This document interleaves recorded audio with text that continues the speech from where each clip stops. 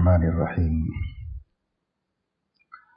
نحمده ونصلي ونسلم على رسولنا الكريم أما بعد قال الله تبارك وتعالى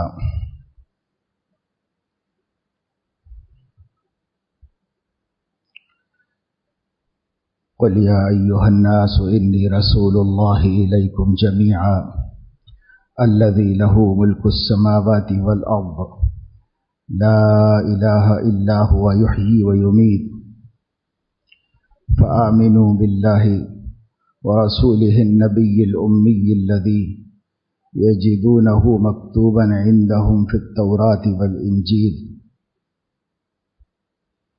صدق الله العظيم.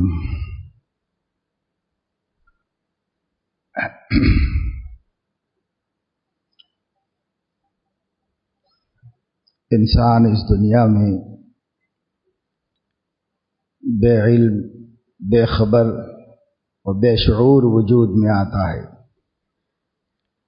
جب بھی کوئی انسان کا بچہ پیدا ہوتا ہے اس بچے کو کسی قسم کا کوئی شعور نہیں ہوتا، بالکل ناسمجھ ہوتا ہے، بے خبر ہوتا ہے، بھلے برے کو نہیں جانتا، پاکی ناپاکی کی تمیز نہیں رکھتا، نفع نقصان کا احساس نہیں ہوتا، بالکل بے حس، بے خبر، بے شعور وجود میں آتا ہے.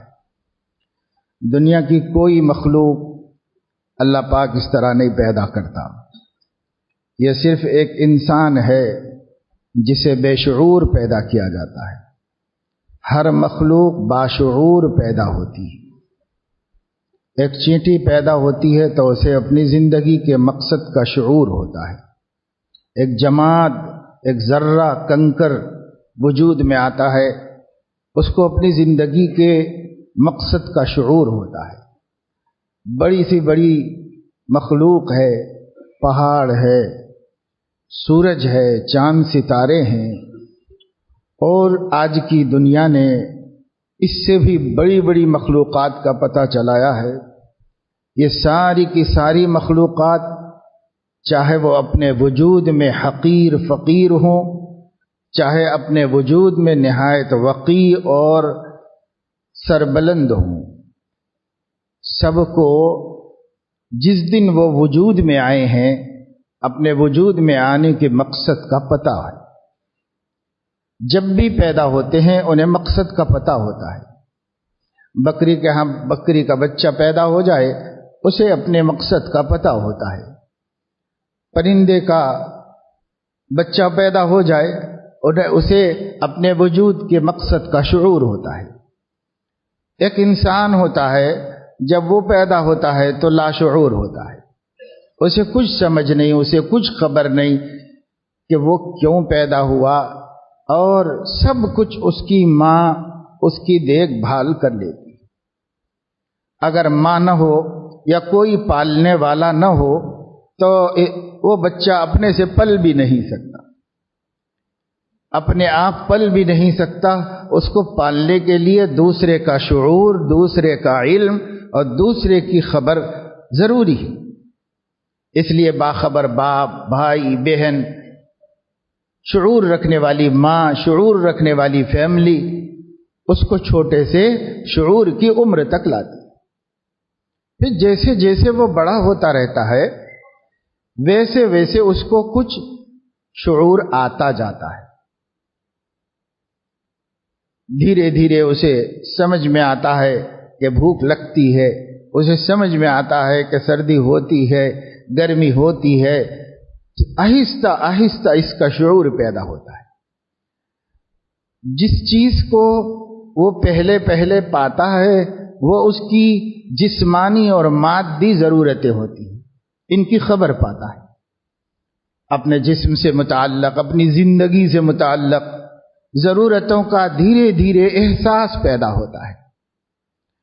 احساس ایک ملکہ ہے، ایک قوت ہے انسان کے اندر جس کے ذریعے وہ نامعلوم کو معلوم کرتا ہے، لا شعور کو شعور میں لاتا ہے.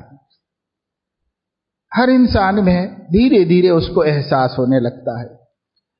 ان محسوسات کے ذریعے سے وہ بے خبر اور بے شعور مجسمہ باشعور ہونے لگتا ہے، باخبر ہونے لگتا ہے. اسے آہستہ آہستہ آہستہ بہت سی چیزوں کا علم ہوتا ہے، پتہ چلتا ہے یہ اچھی بات ہے، یہ بری بات ہے، اس سے میرا نقصان ہے، اس میں میرا فائدہ ہے. اسے دھیرے دھیرے سمجھ میں آنے لگتا ہے. جتنی چیزیں وہ اپنے آپ محسوس کرتا ہے وہ اس کے ایک عمر تک اس کا سلسلہ ہے، پھر اس کے بعد اس کی عقل میں پختگی آتی ہے. اللہ تعالیٰ نے جو سمجھ رکھی ہے ہر انسان کے اندر اور ساری مخلوق سے بڑھ کر رکھی، وہ کام کرنا شروع کرتی ہے. جب عقل کام کرنے لگتی ہے تو پھر انسان کو اس سے زیادہ اہم باتیں معلوم ہونے لگتی ہیں، اس سے زیادہ ضروری باتوں کا علم ہونے لگتا ہے، وہ جاننے لگتا ہے اس سے آگے کی باتیں. ابھی تک جو کچھ اس کو محسوس ہوتا تھا، ان محسوسات سے بھی اسے بہت سی باتوں کا علم ہوا جو پیدا ہونے کے وقت میں نہیں تھا. پھر جب عقل نے کام کرنا شروع کیا تو بہت سی ایسی حقیقتوں سے باخبر ہوا جو اس کے محسوس سے اسے پتہ نہیں چلا تھا، اس کے احساسات سے اس کو پتہ نہیں چلا تھا. جسے وہ محسوس نہیں کر پایا تھا اسے معقول کرتا ہے، یعنی عقل اس کو پکڑتی ہے، اپنی گرفت میں لاتی ہے اور اسے بتاتی ہے دیکھو یہ بھی اہم بات ہے، یہ بھی اہم بات ہے، یہ نقصان دینے والی بات ہے، یہ نفع دینے والی بات ہے. عقل جو باتیں انسان کو سکھاتی ہے وہ یقیناً اس کے حس سے حاصل ہونے والی معلومات سے اہم ہوتی ہے اور اس سے زیادہ ضروری معلومات ہوتی ہے. اگر وہ نہ ہوتی تو پھر انسان اپنی زندگی کے بھلے برے کا فیصلہ نہیں کر پاتا، انسان نفع نقصان کی تمیز نہیں کر پاتا. تو ایک ذریعہ دیا اللہ پاک نے محسوس کرنے کا اور ایک ذریعہ دیا معقول عقل کا، معقول کرنے کا. اس کو کہتے ہیں عربی زبان میں قوت مدرکہ، کسی چیز کو گرفت میں لانے کی طاقت، کسی چیز کو اپنی پکڑ میں لانا. عقل کیا کرتی ہے؟ نامعلوم کو اپنی پکڑ میں لا کے معلوم بناتی ہے. جس چیز کو انسان خود سے سمجھ نہیں سکا تھا عقل اس کو سمجھاتی ہے، بتلاتی ہے. اور بڑا دائرہ ہو گیا اس کی معلومات کا. جتنا جاہل تھا اتنا ہی عقل مند ہو گیا. اب اتنا جانتا ہے اور محسوس کرتا ہے جتنا اللہ کی کوئی مخلوق نہ جانتی ہے، نہ معلوم کرتی ہے، نہ محسوس کرتی. حالانکہ جب پیدا ہوئے تو ساری مخلوق کو شعور تھا، اس کو ہی نہیں تھا شعور. لیکن جب آہستہ آہستہ بڑا ہوا تو دنیا کی کل مخلوقات سے زیادہ علم حاصل کرنے کے قابل ہو گیا. دیکھیے بہت سے لوگ ہیں وہ کسی مدرسے میں نہیں جاتے، کسی مدرسے میں نہیں گئے، کسی اسکول میں نہیں گئے. کتنے لوگ دنیا میں ایسے ہوں گے نا، ہمارے ملک میں تو ایسے ان پڑھ لوگوں کی تعداد بہت زیادہ ہے جنہوں نے کہیں نہیں پڑھا. دیہاتوں میں، غریبوں میں ایک بہت بڑی تعداد آپ کو ملے گی. بالخصوص شہروں میں تو کچھ نہ کچھ پڑھنے پڑھانے کی بات ہوتی ہے، لیکن بہت سے قبیلے، خاندان، دیہات، علاقے ایسے ہیں جہاں پڑھنا پڑھانے کا تصور ہی نہیں. ایک بہت بڑی تعداد جی رہی ہے، وہ پڑھے لکھوں سے بڑی تعداد ہے، انہوں نے کچھ پڑھا لکھا نہیں، لیکن بہرحال وہ اپنی زندگی کے نفع نقصان کو جانتے ہیں، بھلے برے کو سمجھتے ہیں. یہ چیز بارش میں نہیں بھیگنا چاہیے، وہ بچتے ہیں اس سے. سردی میں انسان اکڑ جائے گا، کبھی مر بھی جا سکتا ہے، وہ سردی سے اپنے بچاوے کا سامان کرتے ہیں. دھوپ کبھی جلا دیتی ہے، گلا دیتی ہے، انسان کی گردن توڑ دیتی ہے، تو وہ اپنے آپ کو دھوپ سے بچاتا ہے. انسان کو ایک ایک چیز معلوم ہے. جیسے وہ ہے پڑھا لکھا کہیں بھی نہیں، اس نے کہاں سے اسے پتا چل گیا؟ کیسے اسے یہ سب باتیں معلوم ہو گئی؟ شادی کرنا چاہیے، پیسہ کمانا چاہیے، مکان بنانا چاہیے، اپنے ذریعے معاش ہونا چاہیے، کچھ آمدنی کے اسباب اختیار کرنے چاہیے، ماں باپ کے ساتھ سلوک کرنا چاہیے، بھائی بہنوں کی فکریں کرنی چاہیے. یہ سب انسان اس انسان کو جس نے کسی استاد سے نہیں پڑھا، اس انسان کو جس کی ماں نے بھی کچھ نہیں سکھایا، اس انسان کو جو کسی اسکول میں پرائمری میں بھی داخلہ نہیں لیا، کیسے پتہ چل جاتا ہے؟ اسے کیسے معلوم ہو جاتی ہیں سب باتیں؟ تو دو ذریعے اس کے پاس ہیں۔ ایک ذریعہ محسوس کرنے کا، جس سے اس نے وہ ساری چیزیں محسوس کر لی جو اس کے وجود کے اطراف میں اللہ نے بنائی ہیں، ان میں سے بعض نفع دینے والی ہیں، بعض نقصان دینے والی ہیں، اس نے محسوس کر لیا، اور ان محسوسات کا علم حاصل کرنے اور محسوسات کے ذریعے شعور پانے کی جو حد ہے وہ ختم ہو گئی، تو عقل کی آنکھیں کھل گئی تھی، تو عقل نے اپنا کام شروع کر دیا۔ اور اس سے بھی آگے وہ چیزیں جو انسان اپنی حس سے نہیں حاصل کر سکتا تھا، اپنی عقل سے، قوت مدرکہ سے اس کو حاصل کرنا شروع کر دیا اس نے۔ اب ایک انسان بغیر مدرسہ گئے اور بغیر اسکول میں داخلہ لیے اور بغیر ماں باپ کی تربیت کیے ہوئے بھی اتنا جانتا ہے کہ ہم اس کی کوئی حد مقرر نہیں کر سکتے۔ لیکن ان تمام محسوسات سے اور ان تمام معقولات سے وہ اپنے مادی وجود کے نفع و نقصان، بھلائی اور برائی، اچھے اور برے کی تمیز حاصل کر سکتا ہے۔ کبھی بھی وہ ان محسوسات اور ان معقولات کے ذریعے سے اپنے وجود کے مقصد کا پتہ نہیں چلا سکتا۔ میں کیوں وجود میں آیا ہوں، مجھے کیوں پیدا کیا گیا ہے، اس مقصد کا پتہ نہ محسوسات سے حاصل کر سکتا ہے، نہ معقولات سے حاصل کر سکتا ہے۔ کسی انسان کی عقل یہ طے نہیں کر سکتی کہ وہ کیوں پیدا ہوا ہے۔ ہاں، عقل مند انسان ہے، عقل مند انسان کو یہ سوال ضرور ذہن میں پیدا ہوتا ہے کہ مجھے کس نے پیدا کیا اور کیوں پیدا کیا؟ کیونکہ عقل ہے نا، جب عقل ہے تو وہ دیکھتا ہے کہ بھئی سب لوگ کچھ کرتے ہیں، کسی غرض سے کرتے ہیں۔ میں وجود میں آیا ہوں، وجود میں آنے میں میرا کوئی دخل نہیں، اور میں رہنا چاہوں دنیا میں تو اپنے رہنے چاہنے میں بھی میرا کوئی دخل نہیں۔ میں کسی دوسرے کے عمل سے وجود میں آیا ہوں اور میں کسی دوسرے کے حکم سے مر جاتا ہوں۔ نہ پیدا ہونا میرے ہاتھ میں ہے، نہ مرنا میرے ہاتھ میں ہے۔ تو عقل کہتی ہے یقیناً کوئی اور ہے جو مجھے پیدا کرتا ہے اور جو مجھے موت دیتا ہے۔ ہر عقل یہ سوال بھی اٹھائے گی اور اس کا جواب بھی لائے۔ کوئی ہے، اس لیے کہ موجود کے لیے موجد کا ہونا ضروری۔ بغیر موجد کے موجود کیسے ہوگا؟ بغیر خالق کے مخلوق کیسے ہوگی کوئی چیز؟ فاعل نہیں تو مفعول کا وجود کیسے ہوگا؟ صانع نہیں تو مصنوع کیسے وجود میں آ سکتی ہے؟ کوئی ہوگا جو اس کا پیدا کرنے والا ہے، کو اس کا بنانے والا ہے۔ آپ مسجد میں بیٹھے ہیں، مسجد ایک عمارت ہے، جب آپ اس عمارت کو دیکھیں گے آپ کی عقل فیصلہ کرے گی یہ عمارت زمین میں سے اگ کر باہر نہیں آئی ہے، بلکہ اس کو کسی بنانے والے نے بنایا ہے۔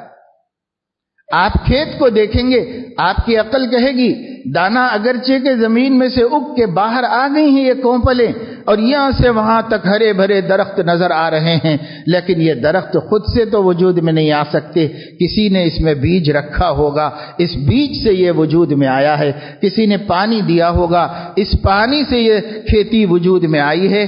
آپ کو یہ بات خود بخود سمجھ میں آئے۔ آپ کے سامنے کرسی رکھی ہو، آپ کہیں گے یہ کرسی خود بن نہیں سکتی، کوئی کارپینٹر ہے، بڑھئی ہے جس نے اس کو بنا کر وجود میں لایا ہے۔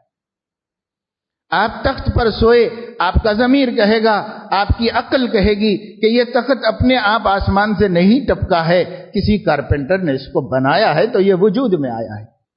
آپ کی نظر فین پہ پڑی لیٹے لیٹے تو آپ نے کہا یہ پنکھا چل رہا ہے، ہوا دے رہا ہے، لیکن یہ اپنے سے وجود میں نہیں آیا، کسی نے بنایا ہے، کسی کمپنی میں، کارخانے میں، کسی انسان کی عقل نے اس کا ڈیزائن کیا ہے اور اس کو وجود بخشا ہے، تب یہ اس کام کے قابل ہوا ہے، خود سے تو نہیں ہو سکتا۔ آپ کی نظر بجلی کے بلب پر پڑی تو آپ کہتے ہیں اس چھوٹے سے کانچ کے ٹکڑے میں روشنی جل رہی ہے، ہر کسی کانچ کے ٹکڑے میں روشنی کیوں نہیں جلتی؟ اس کا کوئی سسٹم ہے، اسے کسی بنانے والے نے بنایا ہے، کسی عقل مند نے اپنے عقل سے اس کو وجود میں لایا ہے، کوئی نہ کوئی اس کا صانع ہے، خالق ہے۔ تو عقل ہر چیز کا فیصلہ کر رہی ہے، اور عقل ہر حقیقت کو پانے تک ہماری مدد کر رہی ہے۔ تو عقل نے یہ بھی کہا ہم سے کہ میں خود سے تو وجود میں نہیں آیا، مجھے کسی پیدا کرنے والے نے پیدا کیا ہے، اس لیے کہ خود سے وجود میں آنے کو مرضی کا دخل ہوتا ہے، میرے آنے میں مرضی کا دخل نہیں، اور میرے جانے میں مرضی کا دخل نہیں۔ جس آدمی کو دیکھ رہا ہوں کہ مر رہا ہے تو وہ مرنا نہیں چاہ رہا ہے، مگر کوئی اندیکھی طاقت اس کی روح سلب کر رہی اور اسے نہ جینے پر مجبور کر رہی ہے کہ نہیں جیو، مرو، مرنے پر مجبور کر رہی ہے، حالانکہ وہ مرنا نہیں چاہ رہا ہے۔ کوئی اندیکھی طاقت ہے جس نے اس کو مرنے پر مجبور کیا ہے۔ اگر میرے ہاتھ میں ہوتا تو میں ہمیشہ جوان رہتا، یہ بوڑھا کیوں ہوتا جا رہا ہوں، ایک عضو ناکارہ نکما کیوں ہوتا جا رہا ہے، آہستہ آہستہ اپنے اختیارات چھین کیوں جا رہے ہیں؟ کوئی ہے جو چھین رہا ہے، مگر مجھے دکھائی نہیں دیتا کہ وہ کون۔ میرے اختیار میں ہوتا تو میں کبھی بیمار نہیں ہوتا۔ اتنے اہم کام میرے سامنے ہیں، چھوٹے چھوٹے بچوں کی ذمہ داری ہے، وہ رو رہے ہیں، بلپ رہے ہیں، میں بستر پہ پڑا ہوا دیکھ رہا ہوں، مگر میں جا نہیں سکتا آفس، میں نہیں جا سکتا دکان کھولنے کے لیے۔ کیوں؟ میں مجبور ہوں، میرے ہاتھ میں کچھ بھی نہیں ہے۔ کوئی ہے جو مجھے صحت دیتا ہے، وہ بیماری دیتا ہے، اور وہی چاہے تو صحت ملے گی، وہی چاہے تو بیماری، مگر وہ کون ہے مجھے پتا نہیں کہ وہ کون ہے، مجھے کچھ پتا نہیں کہ وہ کون ہے، مگر ہے کوئی۔ یہ سارے سوالات اور یہ سارے جوابات آپ مسلمانوں کے دل میں نہیں، ایک بے ایمان کے دل میں بھی آتے۔ اس کی عقل جواب دیتی ہے، وہ یہ کہتا ہے میں اپنے اختیار کا مالک نہیں ہوں، کوئی ہے جو مجھے کنٹرول کر رہا ہے، کوئی ہے جس نے مجھے پیدا کیا ہے۔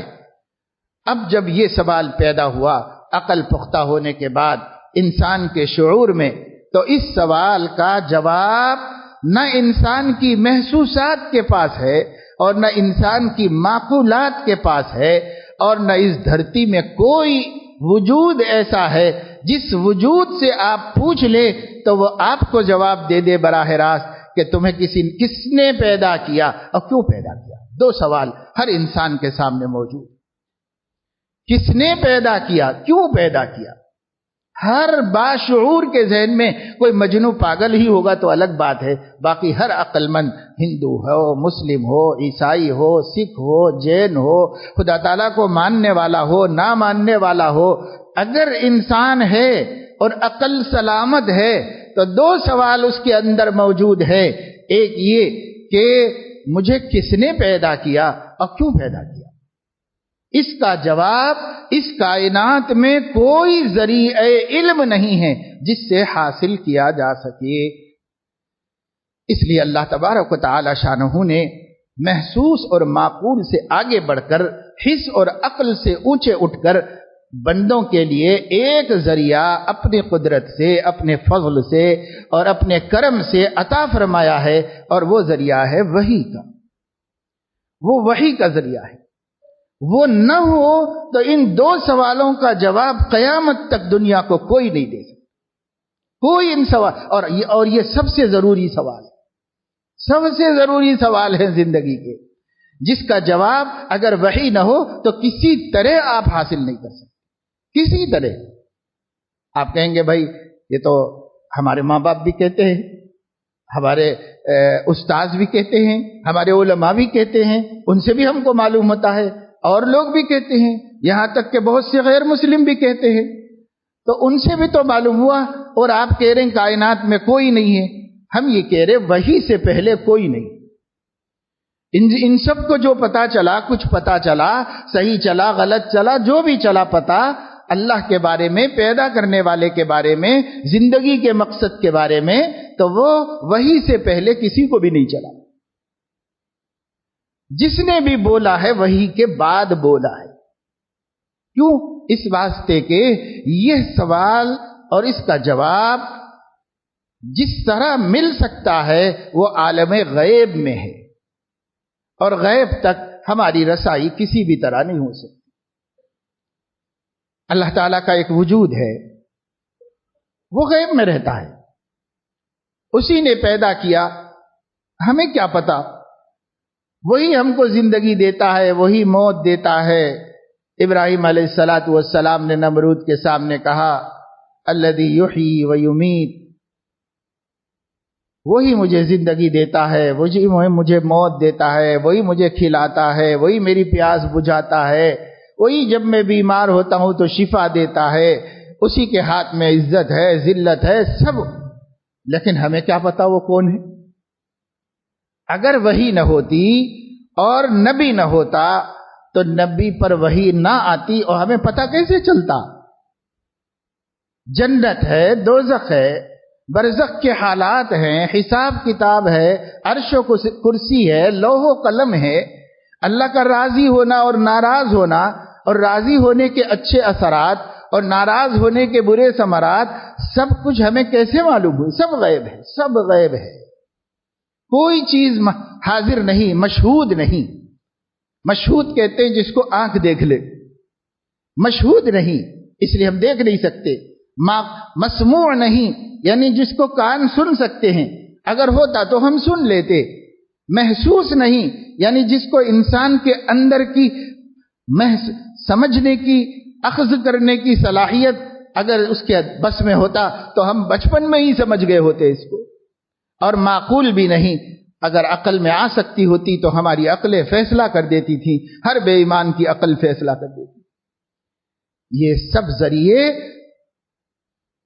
ہتھیار ڈال دیتے ہیں، گھٹنے ٹیک دیتے ہیں، اپنے کو بے بس، عاجز اور لاچار بتا دیتے ہیں۔ آپ کے جتنے ذرائع علم ہیں، کسی ذریعے سے آپ کے خالق کو نہیں پا سکتے، اور آپ کے ذرائع علم سے آپ اپنے خالق کے مقصد کو نہیں پا سکتے۔ اتنا تو سب سمجھ سکتے ہیں کہ کوئی ہے خالق، کوئی ہے، یہ تو عقل فیصلہ کرے۔ اسی لیے بزرگوں نے فرمایا ہے، علماء نے فرمایا ہے کہ کوئی بھی انسان کی عقل اتنا ضرور جان سکتی ہے کہ میرا کوئی خالق ہے اور وہ بڑا قدرت والا ہے اور بڑی طاقت والا ہے، اس کو کوئی بھی جان سکتا ہے۔ اس کے جاننے میں وحی کی بھی ضرورت نہیں ہے، بغیر وحی کے بھی جانتے۔ وحی کیا چیز ہے؟ وحی وہ علم ہے جو اللہ سے پیغمبر تک آتا ہے، اور پیغمبر اپنی قوم کو بتاتا ہے کہ دیکھو جس سوال کا تم جواب نہیں پا رہے ہو، اس کا یہ جواب ہے۔ پھر جب وہ جواب کو اپنی عقل کی کسوٹی پر اور اپنی عقل کی ترازو میں رکھتا ہے، 100% صحیح پاتا ہے، اس جواب 100% صحیح پاتا ہے۔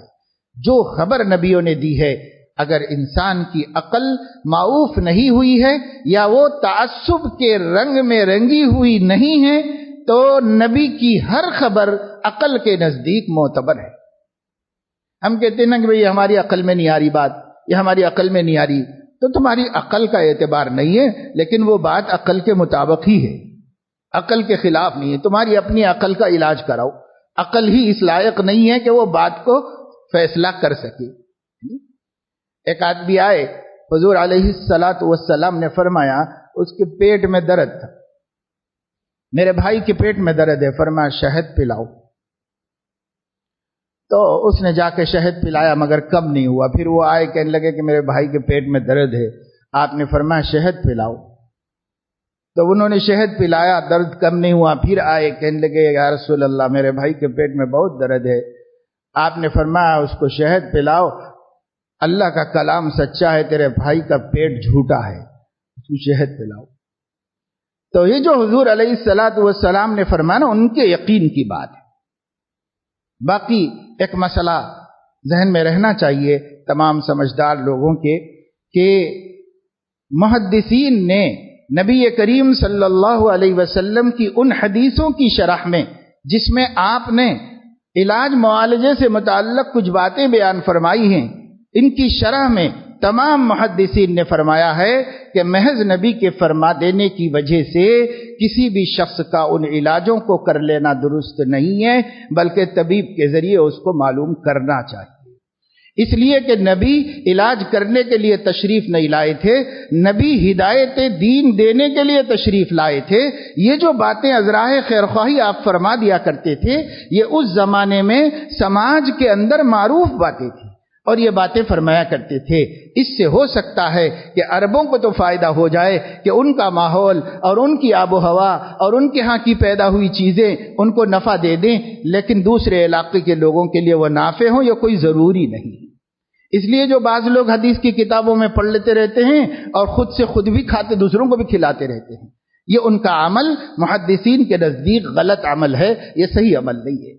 حضور علیہ السلام کی بات تو قابل احترام یقیناً ہے، لیکن آپ نے ازراہ حکیم ہونے کے آپ نے کسی کو علاج معالجے کی ہدایتیں نہیں دی ہیں۔ آپ نے اپنے زمانے کے معتبر نسخے جو سماج میں چل رہے تھے، ان معتبر نسخوں کو ضرورت پر ہمدردی سے لوگوں کو بتا دیا ہے۔ یہ دین نہیں ہے، اور اس کا ماننا اور اس کو اسی طرح کرنا یہ کوئی دین میں داخل نہیں ہے۔ اس لیے جو لوگ ایسا کر لیتے ہیں نا یہاں وہاں پڑھ کر کے یہ حدیث میں آیا، یہ حدیث میں آیا ہے، یہ ان کا عمل صحیح نہیں ہے علماء کے نزدیک۔ اگر اس سے کوئی نقصان ہو جائے تو اس نقصان کا وہ شخص ذمہ دار ہے، نبی ذمہ دار نہیں ہے، وہی شخص ذمہ دار ہے۔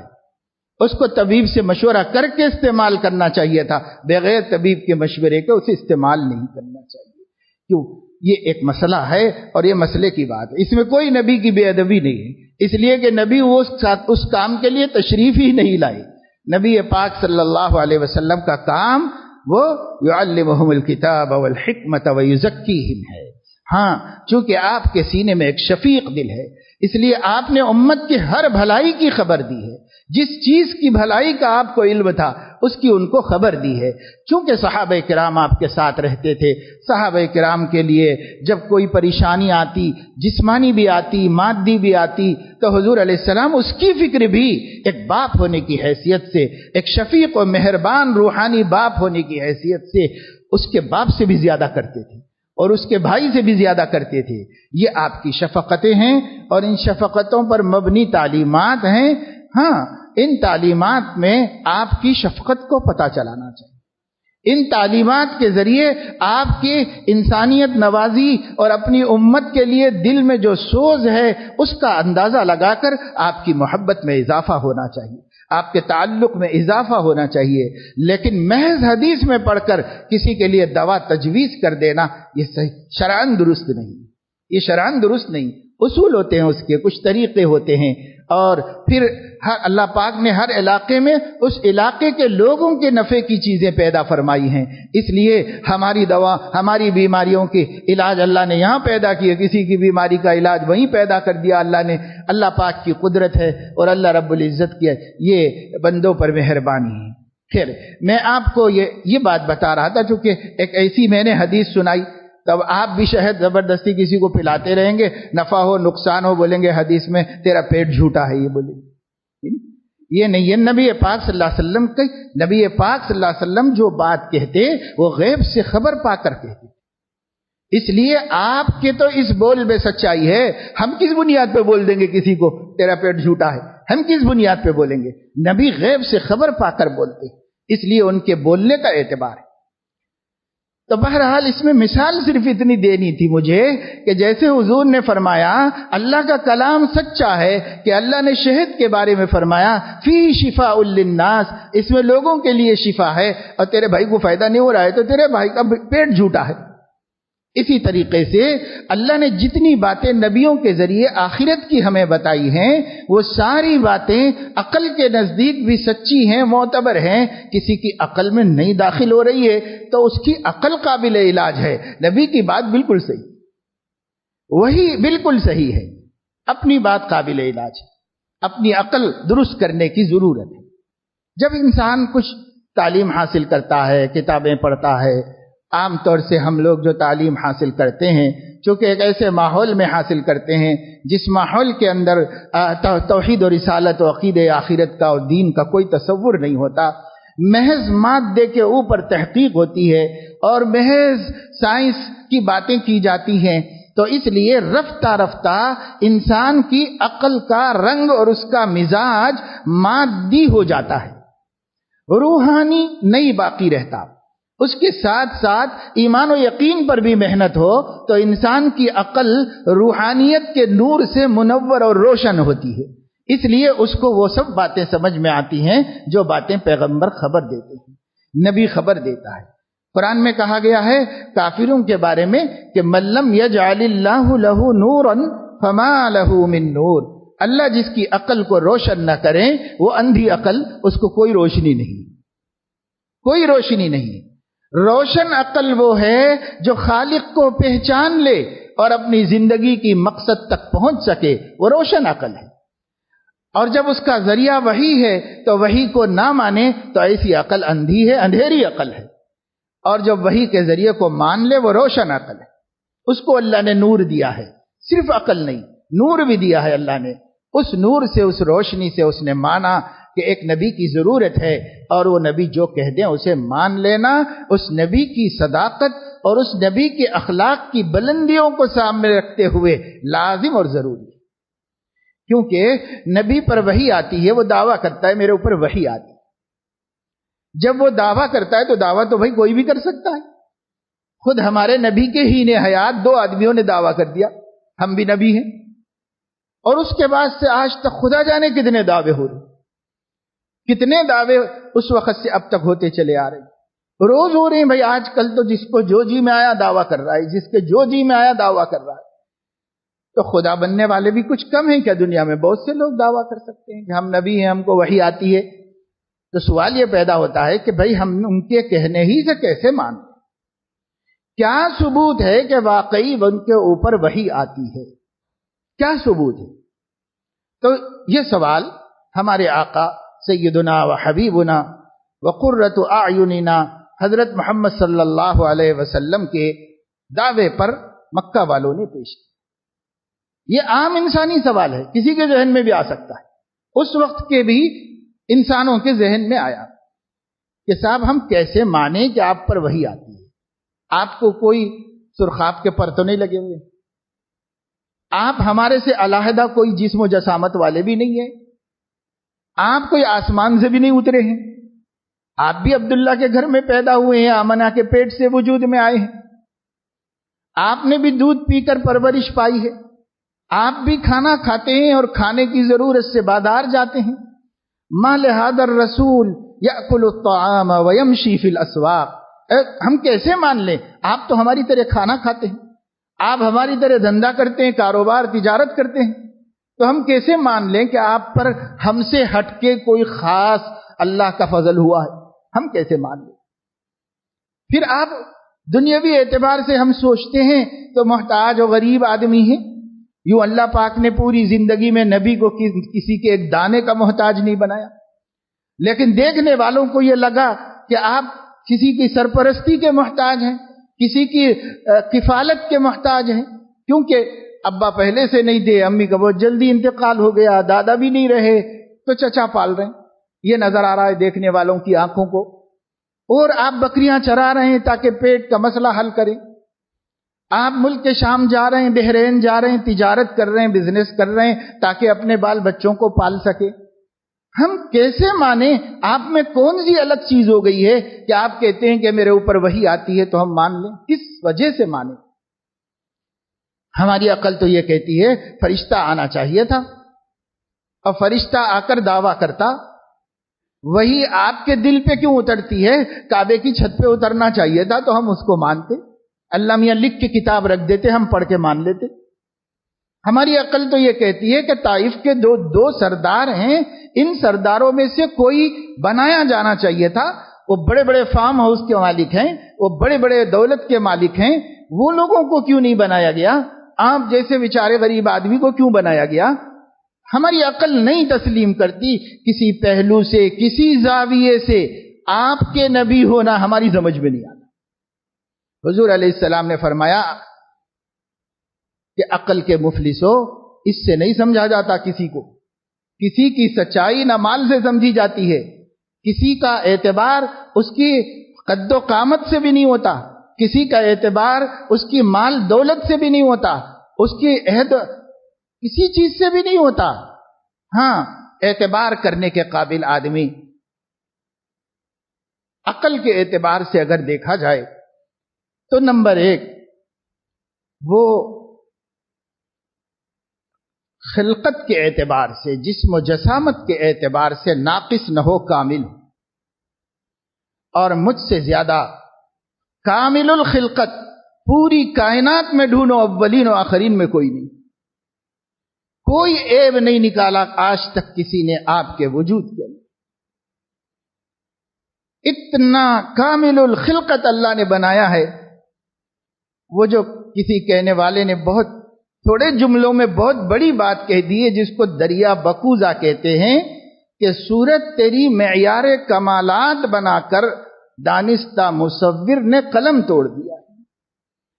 جو تصویریں بنا رہا تھا بناتا گیا، زندگی کے تمام، دنیا کی نسبت سے مثال ہے، اللہ کی نسبت سے نہیں، تمام تصویریں بنا کر ایک تصویر ایسی بنائی جو اس کی اپنی نظر میں سب سے اعلیٰ اور سب سے حسین ہو گئی۔ تو اب اس نے کہا میں یہ قلم دوات توڑتا ہوں، اب ہاتھ نہیں لگاؤں گا، اب اس کے علاوہ کوئی دوسرا نہیں بناؤں، یہی میری آخری یادگار ہے، یہی میری آخری پیشکش ہے۔ تو گویا یہ اللہ تعالیٰ تو ہمیشہ قدرت والا ہے، ہمیشہ قدرت والا رہے گا، اس کی قدرت میں کبھی کمی آئی ہے نہ کبھی کمی آئے گی، نہ وہ تجربے کا محتاج تھا، نہ ہے نہ رہے گا۔ لیکن دنیا کو سمجھانے کے لیے دنیا کی مثال دینی پڑتی ہے، اس لیے مثال دی۔ اللہ نے جب ہمارے نبی کی خلقت کو، آپ کی شخصیت کو، آپ کے مجسمے کو، وجود کو، جسمانی وجود کو جب تخلیق کر دیا تو اللہ نے ایسی مثال نہ پہلے بنائی تھی، اور یہ بھی طے کر لیا کہ کبھی کوئی دوسرے کو اتنا حسین پیدا کروں گا جتنا میں نے اپنے محبوب کو پیدا کر لیا۔ ایسا کامل الخلقت ہوتا ہے نبی، اس کا اندر جسمانی کسی قسم کی کوئی کمی نہیں۔ حدیث میں آیا ہے حضور علیہ الصلاۃ والسلام 30 مردوں کے بقدر طاقت رکھتے تھے۔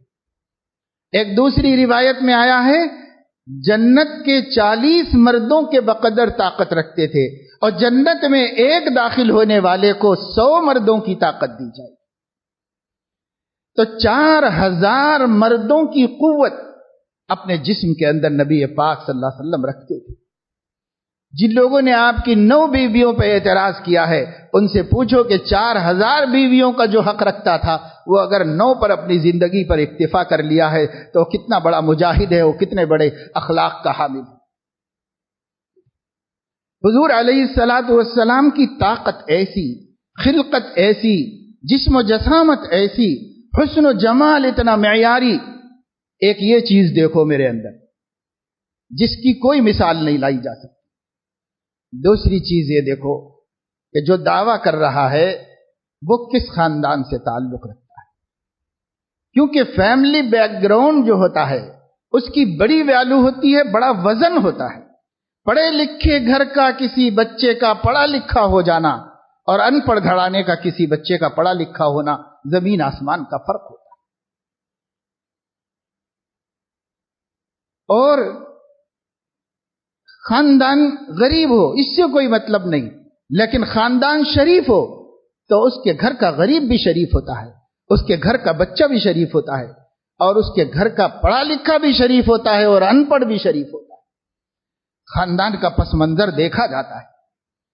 حضور علیہ الصلاۃ والسلام نے انسانیت کے سامنے رکھا، میرا خاندان دیکھو عرب میں، اور میں کس نسل کا حصہ ہوں۔ ایسی پاکیزہ نسل آپ نے ممبر پہ کھڑے ہو کر ترمذی شریف میں حدیث ہے اپنا خاندانی تعارف فرمایا۔ یہ اس لیے فرمایا نہیں کہ فخر کریں، بلکہ یہ اس لیے فرمایا کہ میرے دعوے کو صداقت کے واسطے یہ ثبوت ہے عقل کے نزدیک، عقل کے نزدیک ثبوت ہے۔ میں عرب کے سب سے شریف خاندان کا انتہائی شریف فرد ہوں۔ آپ کے خاندان کے بزرگوں پر کسی نے تنقید نہیں کی، آپ کی خاندان کی شرف پر کسی عرب کو ہمت نہیں تھی انگلی اٹھانے. ایسا شریف خاندان اللہ نے منتخب فرمایا، اس میں پیدا فرمایا. نمبر 3، اور جو سب سے اچھی بات ہے، سب سے ضروری بات ہے، سب سے اہم بات، وہ یہ کہ میری زندگی کے 40 برس کو دیکھو. میری زندگی کے 40 برس کو دیکھو. عقل کے اعتبار سے کسی کی سچائی کو ماننے کے واسطے آپ یہ 3 باتوں پر غور کیجئے. ایک یہ کہ اس کا خاندان اور خاندانی پس منظر نہایت عالی شان ہے اور نہایت نامدار ہے. جھوٹ نہیں بولتے تھے اس کے خاندان کے لوگ. یہ اور بات ہے کہ انہوں نے شرک کیا ہو، کفر کیا ہو، لیکن اخلاقی شرافتوں میں انہوں نے کبھی نہیں ان کے اندر پائی. وہ دھوکے باز نہیں تھے، وہ لوٹنے والے لوگ نہیں تھے، وہ چوری کر کے کھانے والے لوگ نہیں تھے. اللہ تعالیٰ نے ان کو شرافت عطا فرمائی اور پھر کامل الخلقت آپ کو پیدا فرمایا، پھر کامل الخلق آپ کو بنایا. اخلاق کے اعتبار سے کوئی نقص اس وجود میں کہیں بھی نہیں. 40 سال معمولی زندگی نہیں ہوتی ہے. نبی اپنے پر اتنا بھروسہ رکھتا ہے کہ وہ اپنی 40 سال کی عمر کو قوم کے سامنے پیش کر کے یہ کہتا ہے، اس کو دیکھو، یہی میرا ثبوت ہے. یہ دیکھو، یہ 40 سال میں 4 دہے ہیں، ہر دہے میں 10 برس ہیں، ہر برس میں 12 مہینے ہیں، ہر مہینے میں 30 دن ہیں اور ہر دن میں 24 گھنٹے ہیں. 24 گھنٹے میں سے ہر گھنٹے کے اندر 60 منٹ ہیں اور پھر اس میں سیکنڈز ہیں، لہجے ہیں، لمحے ہیں. اس 40 برس کو ان لمحوں میں آپ تقسیم کرو، پھر ان کو دیکھو کہ ان پورے لمحوں میں سے ایک لمحہ بتا دو جب میں کسی شرافت سے ہٹ کر مصروفیت میں رہا. ایک لمحہ بتاؤ، ایک سیکنڈ. 40 برس میں ایک سیکنڈ بتاؤ، ایک سیکنڈ جس کی حد تک کسی نے مجھے کسی غلطی میں دیکھا ہو، کسی اخلاق سے ہٹ کر کام کرتے ہوئے دیکھا ہو، کسی ظلم میں دیکھا ہو، کسی نا انصافی میں دیکھا ہو. عرب اس کا جواب نہیں دے سکتے تھے، مکے والے اس کا جواب نہیں دے سکتے تھے. مکے والے خاموش ہو گئے، اس لیے کہ اس پوری زندگی میں ایک سیکنڈ، ایک لمحہ، ایک پل جھپکنے کے برابر کسی نے ہمارے نبی میں کوئی کوتاہی نہیں پائی تھی، اس لیے ان کی زبانیں بند ہو گئی. لبثت فیکم عمرا من قبلہ افلا تعقلون. لوگوں، ایک زندگی تمہارے بیچ میں گزارا ہوں، کہیں باہر سے نہیں آیا ہوں، پردیسی نہیں ہوں، یہیں پیدا ہوا، اسی خاندان میں پیدا ہوا، یہیں پلا بڑھا اور تمہاری آنکھوں کے سامنے 40 برس گزار دیا. اب کہہ رہا ہوں کہ مجھ پر خدا کی وحی آتی ہے، تو تم نے پہلے کب جھوٹ دیکھا تھا جو اب جھوٹ سمجھ جائے گا؟ کسی مدعی میں یہ بات ہو سکتی؟ کسی مدعی میں یہ بات ہو سکتی ہے کہ وہ اپنی زندگی کو ثبوت میں پیش کر دے؟ کوئی مدعی نہیں کہہ سکتا. ہاں، باہر سے آ کے کوئی ہم سے دعویٰ کرے کہ میری زندگی وہاں بہت اچھی گزر رہی تھی، تو ہمیں کیا پتا کہ گزر رہی تھی؟ جو ہمارے بیچ میں پیدا ہو، ہمارے خاندان میں رہ رہا ہو، ہمارے سامنے، آنکھوں کے سامنے، ہمارے بچوں میں کھیلا ہو، ہمارے جوانوں میں پلا بڑا ہوا ہو، ہمارے ساتھ بزنس کیا ہو، کسی کال کوٹری میں چھپا ہوا نہیں تھا، بستی میں تھا، گلیوں میں تھا، کوچوں میں تھا، محلوں میں تھا، کاروبار میں تھا، سفروں میں تھا، کہاں کہاں نہیں دیکھا، ہر جگہ دیکھا، ہر حال میں دیکھا، مگر ایک بات عیب کی آپ میں کھوج نہیں سکے، نکال نہیں سکے. تو نبی کہتا ہے یہ ہے میرے سچائی کی، اب مانو کہ میں جو کہتا ہوں وہ ٹھیک، بالکل ٹھیک ہے، درست، یہ سچائی. نبی کی صداقت پر وحی میں تو سینکڑوں ہزاروں دلیلیں موجود ہیں، مگر بات وحی کی نہیں ہو رہی، بات عقل کی ہو رہی. جو وحی نہیں مانتے نا، وہ کہہ رہے وحی کچھ کیسے مانے، ہم وحی ہی کیسے مان لیں. جو یہ کہہ رہے ہیں ان عقل کے بندوں کی بات ہو رہی ہے. ان کے لیے آپ کا سراپا، آپ کا خلق کریم، آپ کی خلقت اور آپ کا خاندانی پس منظر، یہ اتنی بڑی دلیل اور اتنا بڑا ثبوت ہے کہ مکہ والوں نے سچائی کو تو کبھی انکار نہیں کیا، البتہ صرف مذہبی تعصب سے دشمن ہو گئے، لیکن آپ کی سچائی کا انکار کسی نے نہیں کیا۔ یہ جو شخص ایسا ہوگا نا، وہ اگر دعویٰ کرتا ہے کہ مجھ پر اللہ کی وحی آتی ہے، اس کا دعویٰ عقل کے نزدیک بھی معتبر ہے۔ چنانچہ سیدنا محمد الرسول اللہ صلی اللہ علیہ وسلم کا دعویٰ معتبر ہے، اور سب سے پہلے یہ دعویٰ آدم علیہ السلام نے کیا تھا، تو آدم علیہ السلام کا دعویٰ بھی معتبر تھا کہ آدم علیہ السلام کو لوگوں نے دیکھا اور ان کے دعوے کو پہچانا۔ ہر پیغمبر ایسا ہی تھا۔ کسی پیغمبر پر بھی قرآن میں جتنے پیغمبروں کے واقعات بیان کیے گئے ہیں اور ان کی قوم کے لوگوں کے جھٹلانے اور تکذیب کرنے کے واقعات بیان کیے گئے ہیں، ان سب واقعات کو پڑھ لیجئے، ان لوگوں نے ان کی ذاتی زندگی پہ کوئی اعتراض نہیں کیا، کر نہیں سکے۔ اور اگر جسمانی طور پر بھی اگر کوئی الزام لگایا تو اللہ نے غیب کے فیصلوں سے اس الزام سے ان کو بری کرا دیا۔ شقی ہوتا ہے انسان کی دل میں شقاوت پیدا ہوتی ہے تو وہ پیغمبر پر تہمت لگاتے ہوئے بھی نہیں ڈرتا، پیغمبر پر تہمت لگاتے ہوئے بھی نہیں ڈرتا۔ شکوک شبہات پیدا کرتے ہیں دشمن، اللہ نے اس کو پاک صاف کیا۔ سیدنا موسیٰ علیہ السلام بہت باحیا تھے۔ ان کے زمانے کے لوگ جب ندی پر نہانے جاتے تھے تو کپڑے اتار کے رکھ دیتے تھے اور اس کے بعد نہاتے تھے، پھر باہر آ کر وہ کپڑے پہنتے تھے۔ موسیٰ علیہ السلام غایت حیا کی وجہ سے کبھی جسم نہیں کھولتے تھے، وہ پانی میں داخل ہونے تک ان کا جسم نہیں کھل پاتا تھا، کسی کو پتہ نہیں چل پاتا تھا۔ تو لوگوں نے تہمت لگائی کہ ان کے اندر ایک بیماری ہے، وہ بیماری چھپانے کے واسطے کبھی یہ کپڑا کسی کے سامنے نہیں کھولتے، ورنہ ساری انسانیت کپڑا کھولنے کو شرم کے خلاف نہیں سمجھتی ہے، یہ کیوں کھولتے ہیں؟ تو ان میں کوئی بیماری ہے، چھپاتے ہیں ہم لوگوں سے۔ اللہ نہیں چاہتا تھا کہ نبی پر یہ تہمت پھیلے۔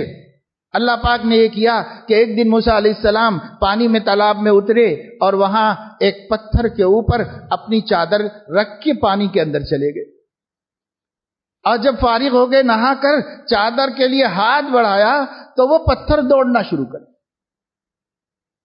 اب وہ اپنی چادر لینے کے لیے ہاتھ بڑھائے اس کے پیچھے پیچھے چلے گئے۔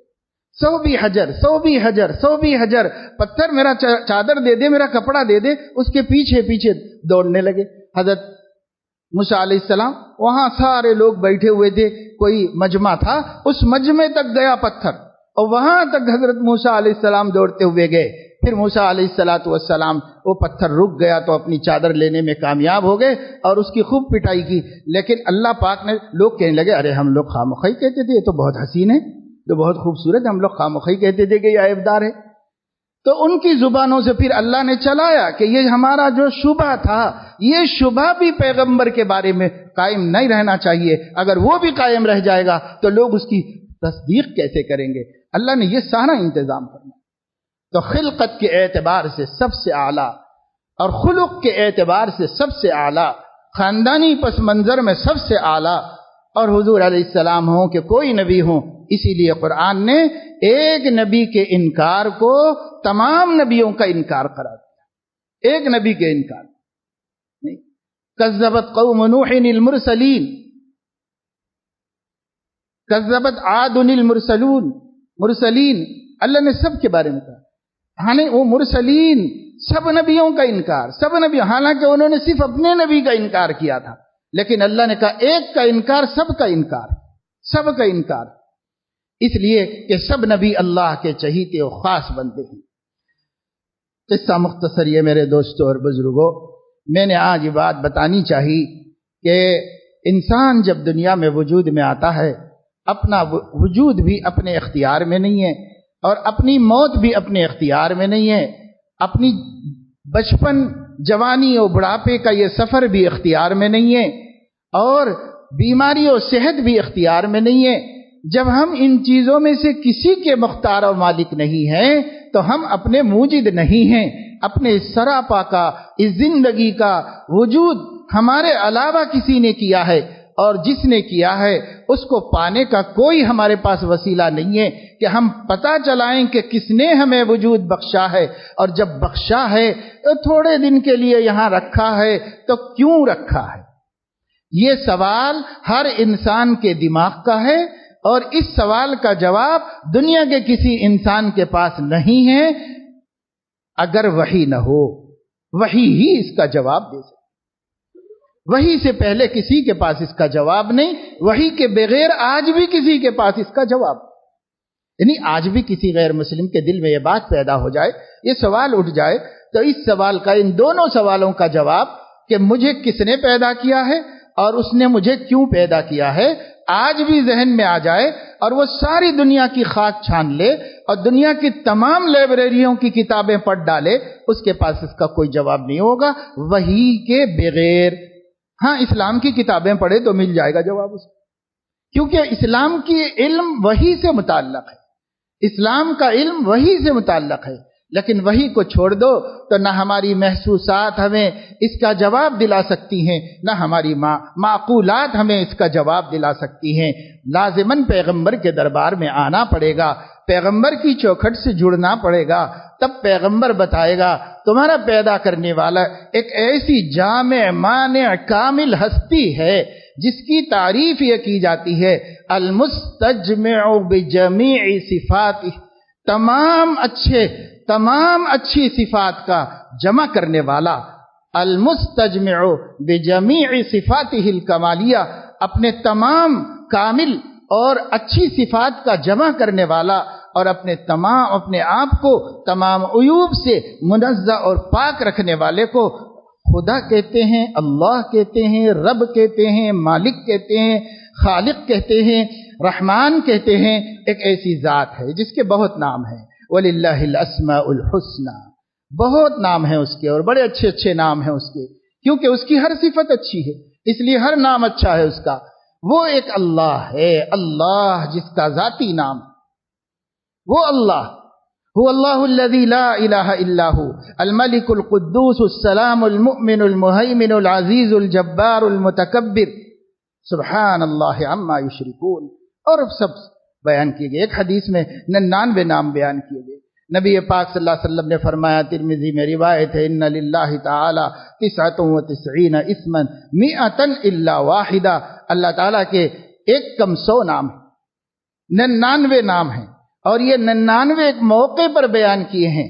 شارحین حدیث کہتے ہیں اس سے بھی بہت زیادہ نام اللہ تعالیٰ کے نام وہ سب اچھے ہیں۔ للہ الاسماء الحسنى، نبی نے بتایا، تب پتا چلا اللہ ہمارا خالق ہے، تو وہ کون ہے، کہاں رہتا ہے، کیا کرتا ہے؟ نبی نے بتایا وہ ایک ہستی ہے جو اس دنیا کی وجود کے زمانے میں اور اس دنیا کی حیات کے زمانے میں ہمارے جسمانی مادی وجود میں اس نور مطلق کو دیکھنے کی صلاحیت نہیں ہے، اس لیے ابھی ہم نہیں دیکھ سکیں گے۔ جب ہم ہماری روح اس مادی جسم سے نکل جائے گی، اس روح میں یہ طاقت پیدا ہوگی کہ وہ اللہ کو دیکھ سکے، اللہ کو دیکھ سکے، اللہ تعالیٰ کو۔ اللہ قیامت میں تمہیں اس قابل بنائے گا کہ تم اپنے اللہ کو دیکھو گے، پر اب نہیں دیکھ سکتے اس وجود کے ساتھ، ان آنکھوں سے نہیں دیکھ سکتے۔ لا تدرکہ الابصار وہو یدرک الابصار وہو اللطیف الخبیر، اس لیے تم نہیں دیکھ سکتے، پر ہے اس کا وجود۔ تو عقل کیسے مانے؟ عقل نہ مانے تو کوئی حرج کی بات نہیں ہے، لیکن آپ کو ماننا چاہیے، اور عقل ماننے گی، عقل بھی مانے گی۔ نبی نے پھر قرآن ہمیں سنایا، قرآن میں اللہ نے بتایا سنوریہم آیاتنا فی الآفاق وفی انفسہم، اپنی ذات میں دیکھو، وفی انفسکم افلا تبصرون، اپنے کو سر کے بالوں سے پیر کے ناخن تک اپنے وجود کو دیکھو۔ کسی دواخانے میں چلے جاؤ اور جہاں پر انسانی وجود کی تحقیقات ہو رہی ہوں، ریسرچ ہو رہی ہوں، اور اسے پتہ نہیں اس وقت کیا کہتے ہیں، طب کی، قدیم طب کی زبان میں علم و تشریح الابدان کہتے ہیں، بدن کے ٹکڑے ٹکڑے کر کے ہر پارٹ کے بارے میں علم حاصل کرنا۔ جو لوگ یہ کرتے ہیں ان سے پوچھو، ایک ایک اللہ تعالیٰ نے انسان کے جسم میں چھوٹا سے چھوٹا، بڑا سے بڑا پارٹ بنایا ہے، وہ خود اللہ تک پہنچنے کے لیے بہت کافی۔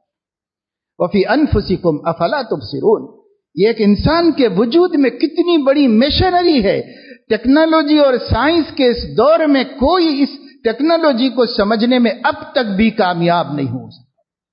اب تک بھی جو کچھ پہچان سکا ہے وہ اللہ کی اس قدرت کا چھوٹا سا حصہ ہے. ابھی اس میں اور باریکیوں میں باریکیاں، علم میں علم، علم کے اندر علم، علم کے اندر علم، لوگ گھستے چلے جا رہے ہیں. اور ابھی باقی ہے تحقیق، اور شاید دنیا کی زندگی اتنی نہیں باقی ہے جتنا کہ اللہ کی قدرتوں کا جاننا باقی ہے. قرآن میں اللہ رب العزت نے فرمایا ہے اگر دنیا کے سارے درختوں کے قلم بنا لیے جائیں اور سمندر کو روشنائی بنا لیا جائے، انک، اور اس قلم سے اور اس انک سے اللہ کی باتیں لکھنا شروع کرو تو ما نفدت کلمات اللہ کی باتیں ختم نہیں ہوں گی. زمانہ ختم ہو جائے گا، یہ قلم گھس جائیں گے اور یہ روشنائی سوکھ جائے گی، ختم ہو جائے گی، اور زمانہ ختم ہو جائے گا اور اللہ کی باتیں ختم نہیں ہے. تو اتنا بڑا اللہ ہے، اتنی بڑی قدرت والا اللہ ہے، اتنی بڑی طاقت والا اللہ ہے. لوگ مخلوقات دھوکے سے جتنی بڑی بڑی شکتیوں کو، قوتوں کو اپنا معبود مان رہے ہیں، ان کا بھی مالک اور خالق اللہ تعالی ہے. اللہ ان کا بھی خالق ہے، ان کا بھی مالک ہے. تو اللہ تبارک و تعالی شانہ اتنے بڑے ہیں، اسی بڑی طاقت والے ہیں. تو وہ کیا چاہتے ہیں، کیوں پیدا کیا ہے؟ انہوں نے کہا اپنی بندگی کرانا چاہتے ہیں، کچھ دن مجاہدہ کرا کے دیکھنا چاہتے ہیں بندہ اپنے مولا کو مانتا ہے کہ نہیں مانتا ہے، اور مان کر اس کی بات سنتا ہے کہ نہیں سنتا ہے. تو وہ دیکھ لیں گے بس، پھر اس کے بعد بلا لیں گے، کیونکہ انہوں نے یہاں بھیجا ہے اور وہی بلا لیں گے وہاں پر. اور جب وہ بلا لیں گے تو اگر تم نے ان کو خوش کیا ہے تو وہ تمہیں خوش کر دیں گے، اور اگر تم نے ان کو خفا کیا ہے تو پھر وہ تمہارے لیے ہمیشہ ہمیشہ کی ناراضگی اور خفگی کو تمہارے اوپر مسلط کر دیں گے. تو دو سوال تھے انسان کی عقل میں. یہ دو سوال کا جواب اس کائنات کی کسی مخلوق کے پاس نہیں تھا، صرف اس ہستی کے پاس تھا جس نے نبی ہونے کا دعویٰ کیا اور جس پر وحی کی روشنی اتری، اور اس نے ہمیں بتایا یہ جواب اگر ہم نہیں مانیں گے تو پھر ہمارے لیے اس سے بڑی بدنصیبی اور بدقسمتی کی کوئی بات نہیں ہوگی.